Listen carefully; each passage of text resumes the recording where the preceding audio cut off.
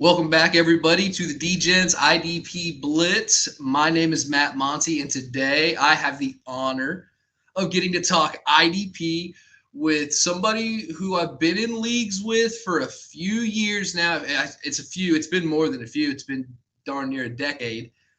A credentialed writer for LWOS Sports covering Ohio State football, Drew Crabtree. Drew, welcome. Thank you for giving me the time today. I'm excited to pick your brain. You can substitute being in the same league as just kicking my teeth in, because like one of those leagues I got terrible luck in. But yeah, no, it's great to be here. Thanks, thanks for inviting me.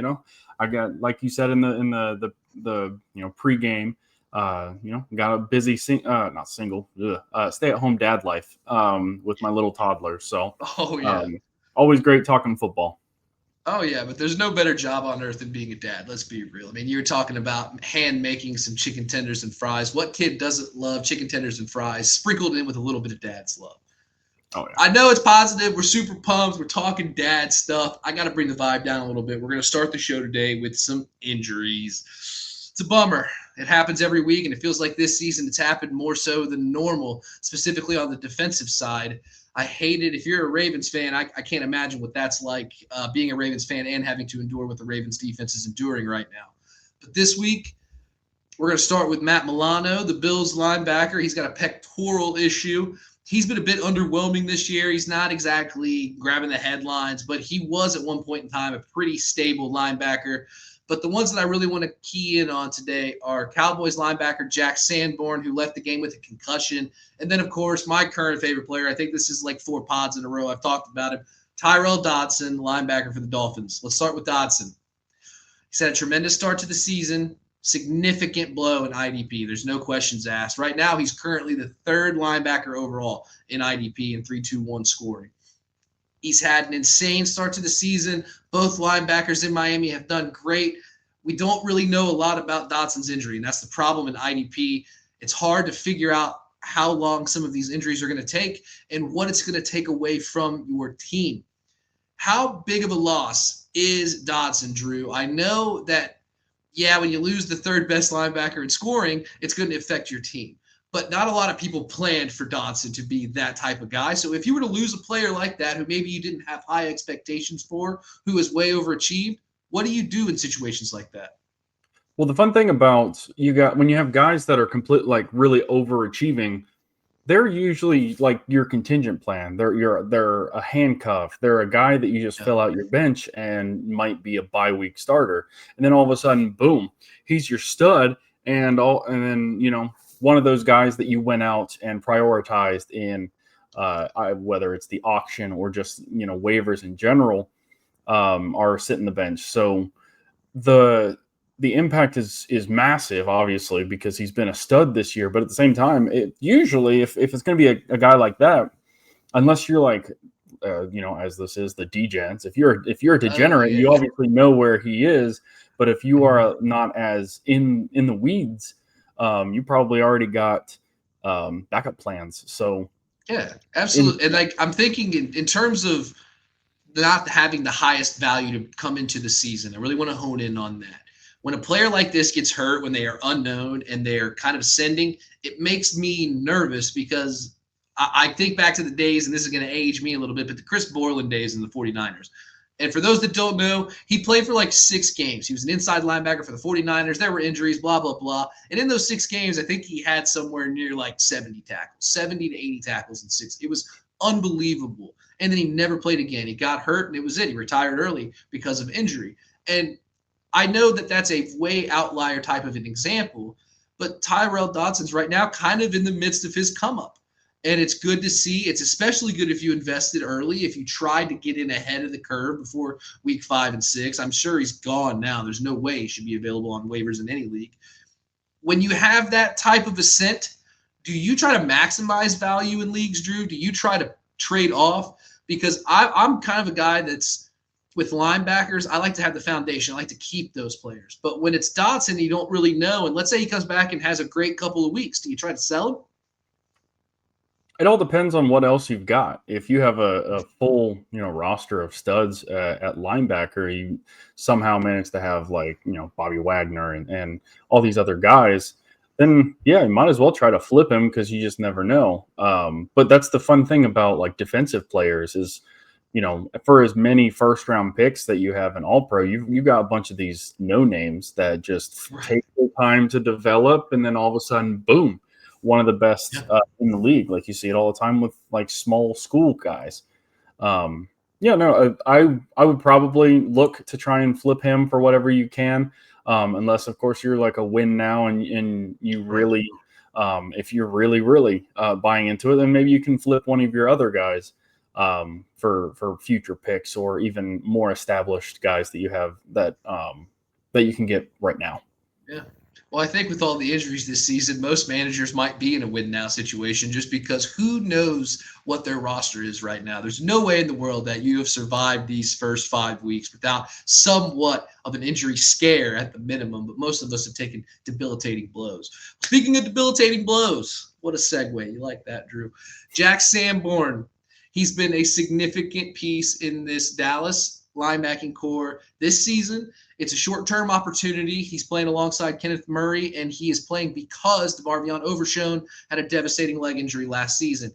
And Jack Sanborn does what Jack Sanborn does. He gets in there, he excites us, he gets a lot of tackles, and he plays recklessly, and now he's hurt. Do you, Drew, believe that Jack Sanborn is a long-term option in Dallas? Or is he's not like an injury-prone type of player, but the way that he plays, he gets dinged up. He's not – it's like after play one of week one, he's never going to be 100% again. That's kind of how I view him. How do you view him? I'm right there with you. Some guys out there, they just have that play style that you just like clinch every time you see them, lower their head and try to lower the boom. Yeah. Ignore this part, but like every time that I watched back in the day, Ryan Shazier, even when he was at Ohio State, Yeah. because obviously I know about Ohio State, I'm like, when he would go to lower the boom, he'd always do it with the top of his helmet. And like eventually, I always said it was going to come back to haunt him, and then obviously it did. And I don't want to take a victory lap on that because it was awful, Right. and it's still is. But there's some guys that they just play a Yeah. bit loose with it, if you want to Like say. And Scatterbo obviously right Vontae now on Burfict is the offense. other.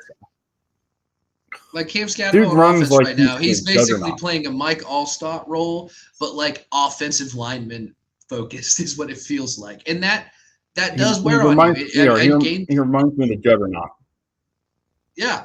And it's one of yeah, dude, it's insane. It's just go through the wall, hit. Eventually you'll get through the wall. That if you're Juggernaut, maybe that works. For these guys, you got to remember we are human beings. I know that you guys feel like superhumans at times, but please take care of your body. And Jack Sanborn, you're getting an opportunity. I hope he gets back well. I hope that he returns to the player that he is because he is an exciting guy to watch.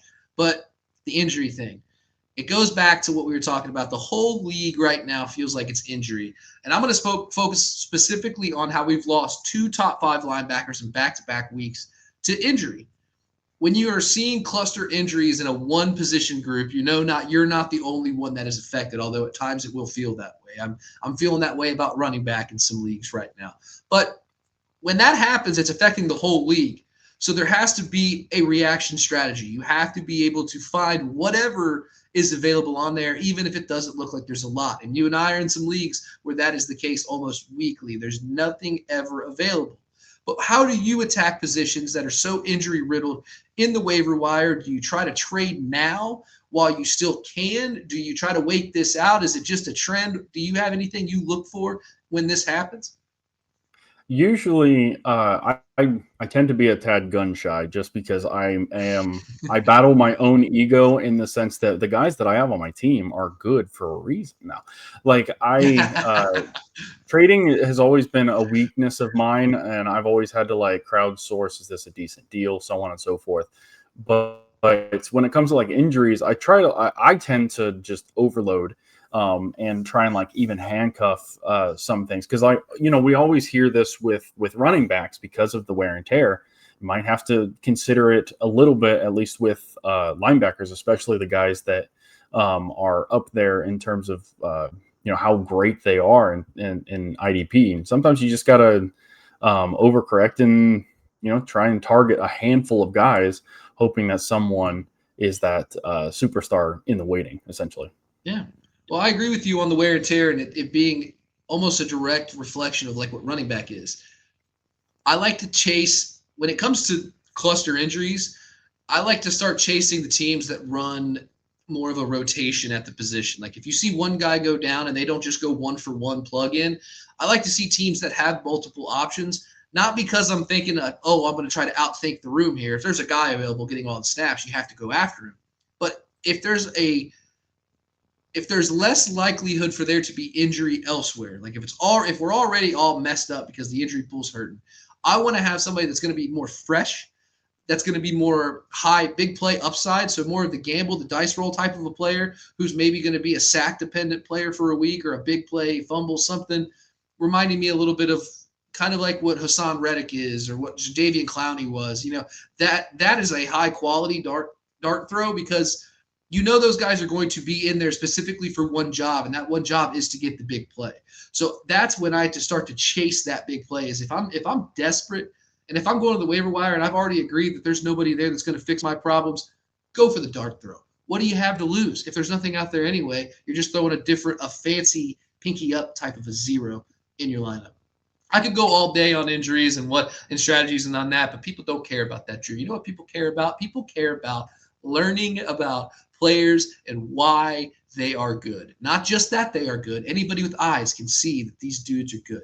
But why? What makes them good? Today's topic is tackle stability will win leagues. Tackles win leagues. That is how you win an IDP. Yes, I love a sack. I love it when you've got a guy out there that is just dominating the other side and he brings the quarterback down, he strips the ball, he grabs the ball and he takes it to the end zone. Yes, that is the coolest play in IDP. But you know what wins every week? The guy that gets 10 to 12 tackles, and you don't have to worry about whether or not he's in your lineup. He is the guy that is going to produce. So we are each going to do one at every level. So defensive line, linebacker, and defensive back. And I would like you to start. We each chose one player. At defensive line, Drew, who is a player that embodies that tackling wins leagues mentality? I feel like you can always go with your pick of the litter when it comes to the defensive ends, but I'm going to go with the old man on the interior, Jeffrey Simmons, because the Tennessee Titans are a mess right now. And, already he's got 22 tackles, 3.5 sacks, 6 tackles for loss. The last couple seasons, he's had double-digit tackles for loss. Last year he had a career year with 76 combined tackles. And the Tennessee Titans are not exactly going to stop people. Once they get behind, people are just going to start running on them, and defensive tackles will make those stops on the ground. So I'm going with Jeffrey Simmons, the old man, the guy that gives me nightmares every time the Cincinnati Bengals play him. Hey, he gives a lot of people nightmares. He gives grown men nightmares that line up across from him. So that is not a bad pick at all, and I think he embodies everything we're talking about. I'm going to start with a slam dunk pick here, okay? And just bear with me, okay? I took Byron Young here. And, yeah, he's the number one defensive end right now in IDP. So, yeah, no duh, he needs to be on your roster. But you know why he's good? It's not just that he has 5.5 sacks through 5 weeks, okay? Yeah, that's awesome. But you're not going to have a player that's going to have a sack each week. Did you know that he also has 30 tackles in these 5 weeks? At defensive line, you have to be able to have tackles or they're sack-dependent players. And sack-dependent players are nice to have. They're not foundational pieces on your roster that will win you games. Byron Young is not this guy or has not been so far in his career. I think he is ascending before our eyes. But Byron Young, the player before this, wasn't as stable, wasn't getting the high upside sacks, so he wasn't garnering the attention. But he's always been a solid tackle floor player. And we are just now seeing him ascend into his role as a star edge rusher in the league, which is the cherry on top and why he is the defensive end one. It's not because he's got 5.5 sacks, although that is helping. It's the fact that he can pair it with tackles. We're going to go to linebacker, my favorite position, the running backs of the defense. Drew, who's your linebacker? Who's the most stable guy you got? Linebackers are where the money is made, especially when it comes to these tackles. I was going to go initially with Nick Bonito because he's a freak of nature. But I think I'm going to pivot to another old man, and I don't know how he's still doing it in 14 years, but it's Bobby Wagner. Like, there's no ifs, ands, or buts about it. The man is a freak. He's a Hall of Famer. Already this year, he's got 56 combined tackles, 2 sacks, 4 tackles for loss. He's led the league, I believe, or at least the conference 3 times in tackles. You don't see that. Like, he's going straight LeBron on this, where he's still putting up these numbers at 57 years old or whatever. No, that he's a leader for the Commanders. Last year, he put up 132 combined tackles. He's well on his way this year. If you have Bobby Wagner, you're feeling good right now, despite the fact that he's in his 77th season. If you've watched this show or you know me personally, you know I'm a Bobby Wagner fan. I'm not going to add anything onto that. He is just one of the GOATs, and you just got to respect it. My linebacker this week is Mack Wilson from Arizona. There you go. You see, you got the sexy name to start. Now you got one that's a little bit, why do we like him? Well, he's a 7-year pro, and he's in the midst of his career best season. His career best in tackles right now, or he's pacing for it, with 41 through 5 games. He's got a safe 8 tackle a game floor. That's safe. But he's also giving you a little bit of some other stats. He's got 5 defended passes on the season, which is probably not going to sustain that pace. But the fact that he's got that in his repertoire means he is good in the pass coverage, which will continue to allow him to be involved in the game plan and have snaps. And ultimately, that's where you have to find the stability at linebacker. 41 tackles, 5 games, 5 defended passes. Mack Wilson. It doesn't matter. You can always start today in trying to make yourself the best version of yourself, Drew. Finally, defensive backs. Here we go. The least sexy position. They're a dime a dozen, Drew. Why would I listen to you? Well, who do you like? For some reason, my light just went dark. No, when it comes to this, and especially when it comes to tackles, safeties. I love safeties. I've ridden Jaquan Brisker for forever in all these leagues, but my number one guy is the one that is leading the way in tackles for safeties is Cameron Curl. Last year he had a breakout. He's had a great couple of seasons. Moving over from Washington to the Rams. Like you said, with the 8 tackle average, he's at 42 through 5 games. He's already hauled in 2 interceptions this year. He's broken up 3 passes. He's forced a fumble. He forced 3 fumbles over the last 2 years, so he's punching that peanut out. Yeah. He's not 57 years old like the other 2 guys that I picked, but I think Cameron Curl is on the way to possibly being a league winner that you might not expect from the defensive back position. Oh, absolutely. I think that right now he's proving everything that you said. The fact that a defensive back has forced so many fumbles is not only a testament to how good he is as a football player hitting, but he is continually trying to improve his game. Defensive backs are not out there to be in the NFL, I should say. Most defensive backs now are no longer that in the box guy. We've seen a shift where now they are more hybrid type players that can cover in the pass, but have the ability to even man up certain people. The box safety isn't as fluently spoken, I guess, maybe in defensive languages as it once was. So seeing Cameron Curl have a good safe tackle floor at the safety position is always something I'm going to buy into. And it's just because you can see the volatility of that position almost more so than you can on defensive line. I went with Jordan Battle. It's a Cincinnati show, guys. You know that. I'm a Cincy guy. Defensive back for Cincinnati is not exactly a place you want to play right now, though. You are getting hammered in the media, and rightfully so. You can't stop a nosebleed at this point. But Jordan Battle is there to clean up this mess that we are seeing on the field on Sundays. He has 38 tackles, which right now would put him in the top 20 linebackers in IDP scoring. So I'm going to say it one more time. He would be a top 20 linebacker with the points that he's putting up currently on the season. He is exactly the type of defensive back that I invest in. It goes back to what you just said, Drew. You got to have safe tackle floor guys. That's what this whole show is about. You wanted Cameron Curl to have that ability to punch the ball out. Well, we've seen Jordan Battle in his short career have an ability to make plays. Maybe not necessarily these devastating hits, but he is everywhere on the field. If you watch Bengals games, and both of us do very intently, he pops off the screen. He is able to do a lot of things in that secondary, and he, because of the lack of talent, has more opportunities to do so. So Jordan Battle, I was skeptical with him after the end of last year was sketchy. In the beginning of this year, I was like 10 toes in, maybe not. I feel like there's too much going on. He has shut me up. Jordan Battle is a lock guy for a roster, and I think you should consider starting him week to week. Absolutely. Drew, it's been fun so far, but we got to pay the bills. Let's hear from our friends at Fast Draft. You asked, we delivered a full best ball tournament on Fast Draft, but we do it the Fast Draft way, and it's called the Rabbit, because of course it is. 20-second time clock, 15 rounds. These drafts, they take 20 minutes. That's it. So you get a lot of new people coming in and playing, get a lot of best ball bros playing, exploitable ADPs, no rake. It is the best EV in all of fantasy. You should just go to fastdraft.app, use code FAST. You get a $50 deposit match. These things are a blast, and it's the best use of your funds in all of fantasy.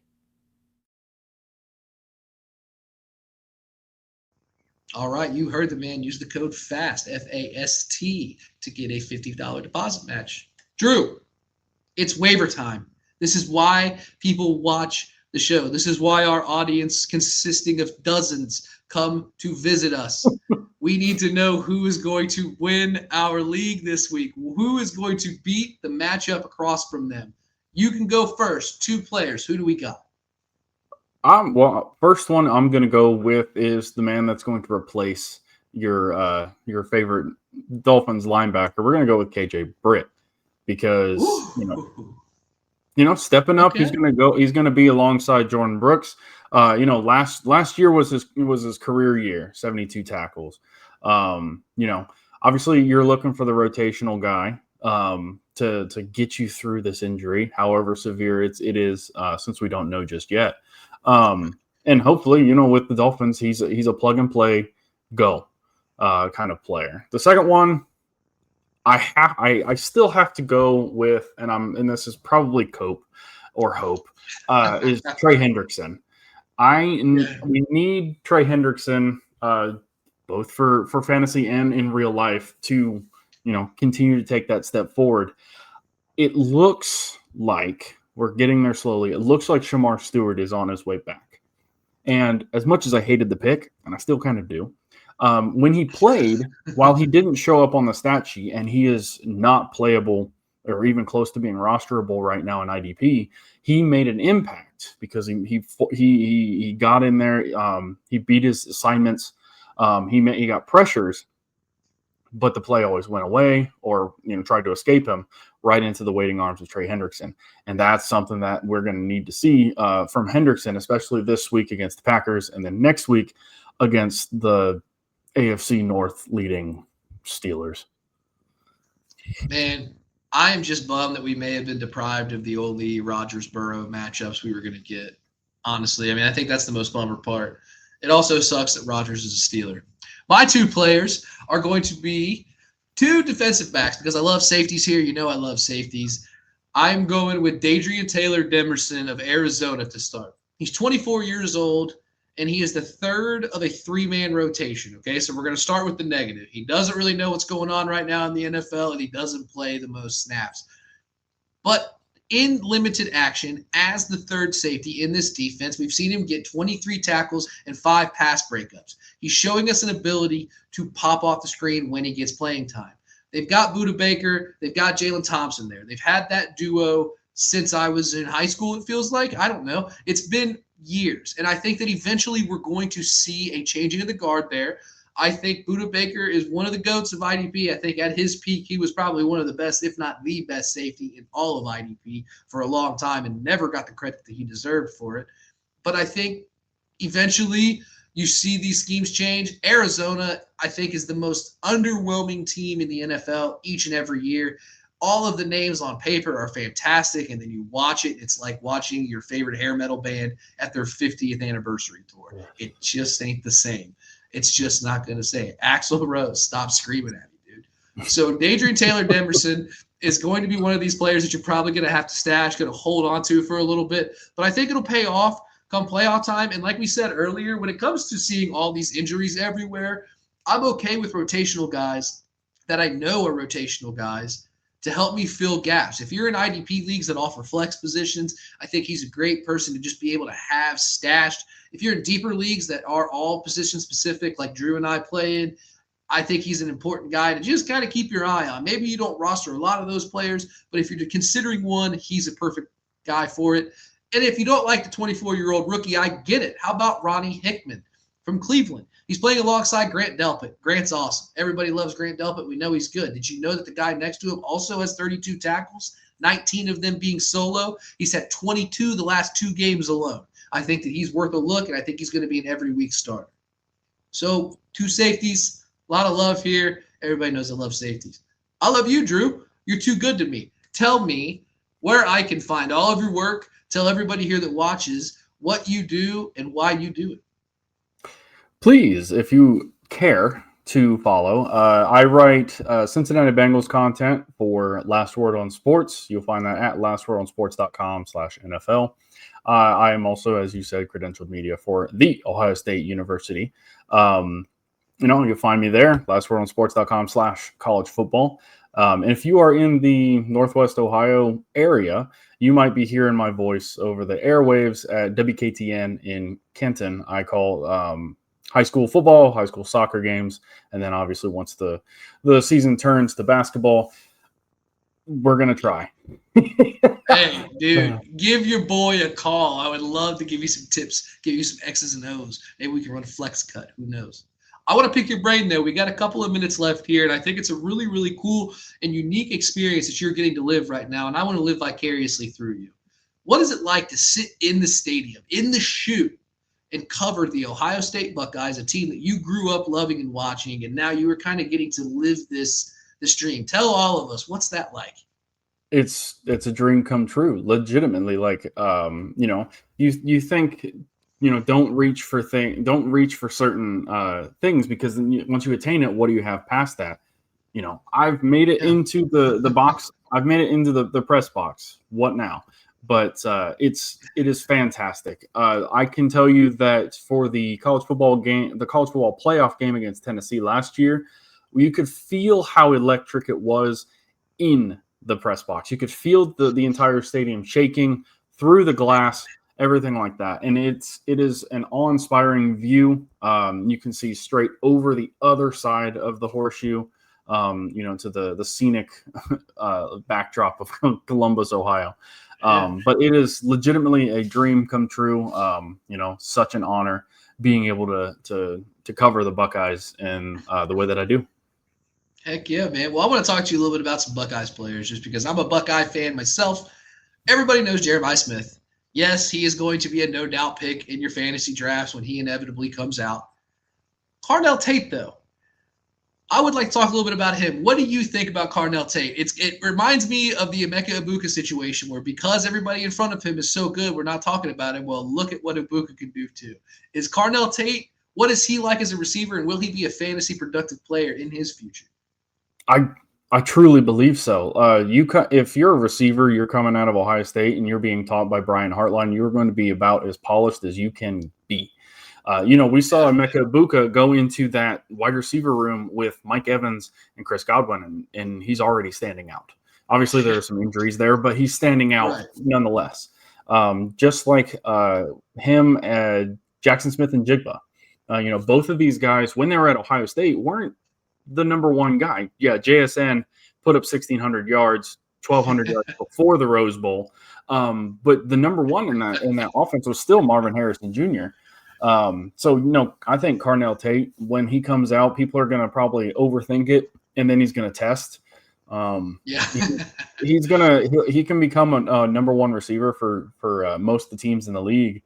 And if he's not, he's going to be, it's going to be a Chase and Higgins kind of situation, where that number two is like a 1B, because he's going to be as polished as can be. All right. It wouldn't be an IDP show if we didn't close you with one IDP that maybe you're seeing. It doesn't have to be Ohio State, but somebody that we should keep our eye on as a potential number one overall IDP player, or maybe the best IDP player that you've gotten to see in person so far. I still think it's Caleb Downs. I think Caleb Downs is that, Ed Reed, Kyle Hamilton, a lot of Ravens, studs from the safety position. If you're not buying into the safeties, then, Reuben Bain might be the guy for you because he is tearing it up in Miami of Florida right now. I think it's going to be a good draft for defensive talent. Heck yeah. Drew, as always, it is great to see you. I'm very happy for our friendship. Thank you so much for taking the time out of your busy dad life, hand-making chicken tenders for your chillin'. It's so good to see you, man. And I appreciate you so much for your time. Thank you, everybody, for watching. This was the Degens IDP Blitz.